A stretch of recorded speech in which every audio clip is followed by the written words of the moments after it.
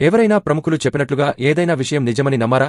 అయితే appeal to authority fallacy అని పిలువబడే దాని గురించి మాట్లాడుకుందాం. ప్రాథమికంగా ఈ తర్కలోపం అనేది ఏదైనా విషయం నిజమని మనం నమ్మడం. ఎందుకంటే అధికారమున్న వ్యక్తి అలా చెప్పారు కాబట్టి వారు నిజానికి ఆ అంశంపై నిపుణులు కానప్పటికీ. మీకు తెలుసా, అనేక శతాబ్దాలుగా భూమి చదునుగా ఉందని అనేక మంది భావించారు. అది ఈ అధికారానికి అప్పీల్ విషయానికి ఉత్తమ ఉదాహరణ. గతంలో పైథాగరస్ మరియు టాలమీ వంటి గొప్ప పేర్లు ఈ ఫ్లాట్ ఎర్త్ ఆలోచనను సూచించారు. మరియు అనేక మంది ప్రజలు దానితో పాటు వెళ్లారు.